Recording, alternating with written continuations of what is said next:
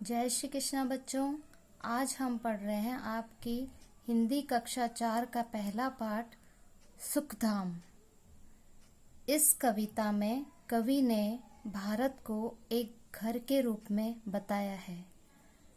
कवि ने कविता के माध्यम से यह बताया है कि ये जो हमारा भारत भूमि रूपी घर है, इस घर में हम विभिन्न जाति और धर्म के लोग एक दूसरे के सुख दुख में हाथ बटाते हुए प्यार और सम्मान के साथ रहते हैं।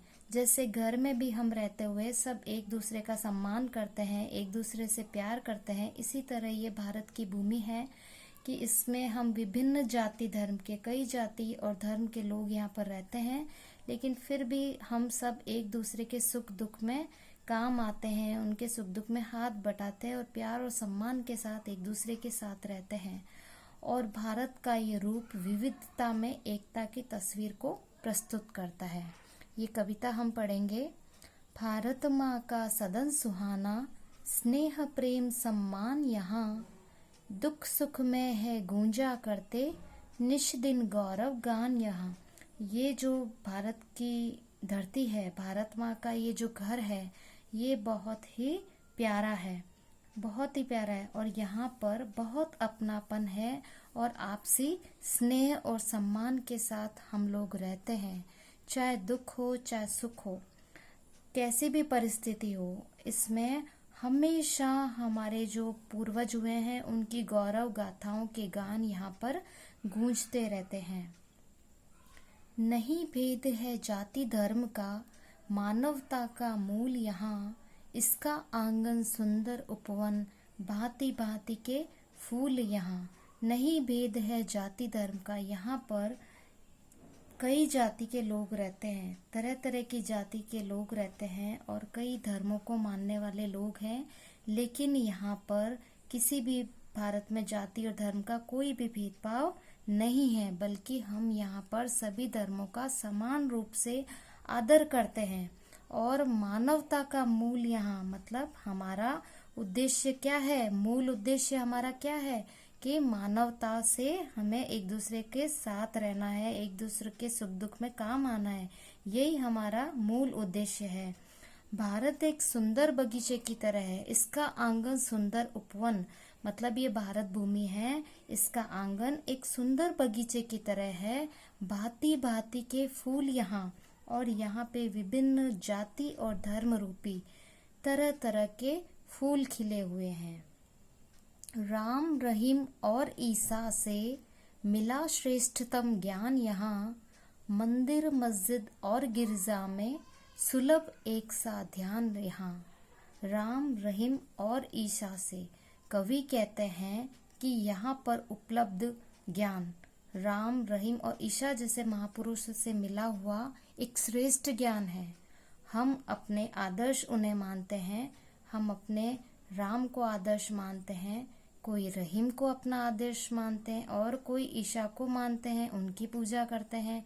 लेकिन किसी भी धर्म को मानो, लेकिन वहाँ से हमें क्या मिला है, एक उच्चतम, एक श्रेष्ठतम ज्ञान हमें वहाँ से मिला है। मंदिर मस्जिद और गिरजा में हम जब पूजा करने जाते हैं, हिंदू जब पूजा करते हैं तो उसे कहते हैं मंदिर। मुस्लिम लोग जब पूजा करने जाते हैं तो वहाँ पे उसे क्या कहा जाता है, मस्जिद। तो चाहे मंदिर हो, चाहे मस्जिद हो और चाहे गिरजा हो, गिरजाघर होते हैं, वहाँ पे ईसा मसीह होते हैं, है ना। और वहाँ पे भी क्या होता है, वो सब लोग उन्हीं एक ही ईश्वर की आराधना करते हैं। रूप उनके अलग हैं लेकिन ईश्वर तो एक ही है। चाहे मंदिर जाओ, चाहे मस्जिद जाओ और चाहे आप गिरजाघर में जाओ, वहाँ पे रहने वाले ईश्वर तो एक ही हैं। तो हमारे पूजा करने के, पाठ करने के तरीके अलग अलग हैं, लेकिन ईश्वर एक ही है। एक ही ईश्वर का सब यहाँ पर ध्यान करते हैं। सदा मित्र बन हाथ बढ़ाते, नहीं बैर का नाम यहाँ, अपने हित से पहले करते, हम पर हित के काम यहाँ।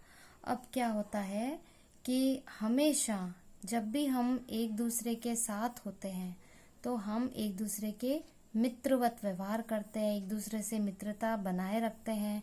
तो सदा मित्र बन हाथ बढ़ाते, किसी को भी कोई भी तकलीफ आती है तो हम क्या करते हैं, उसकी मदद के लिए उसके मित्र बनकर उसकी मदद करते हैं, उसकी और मित्रता का हाथ बढ़ाते हैं। नहीं बैर का नाम यहाँ, और बैर का मतलब होता है द्वेष या किसी के प्रति मन में गलत भाव, तो बुराई के भाव। तो हम यहाँ पे द्वेष की भावना अपने मन में नहीं रखते हैं, कोई बैर भाव किसी के प्रति अपने मन में नहीं रखते हैं। हमेशा मित्र बनकर उसकी मदद के लिए, उसकी सहायता के लिए हाथ बढ़ाते हैं। अपने हित से पहले करते हम परहित के काम यहाँ, मतलब कि अगर हमारा कार्य है तो भी हम उस कार्य को कब करेंगे, बाद में।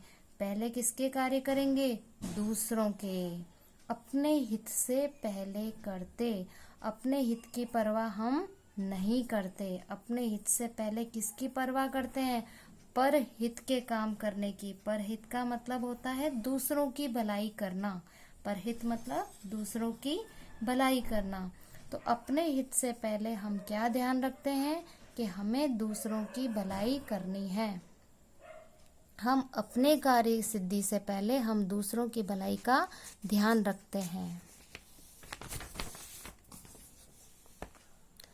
भारत अपना स्वर्ग मनोहर, कण कण भरा ललाम यहाँ।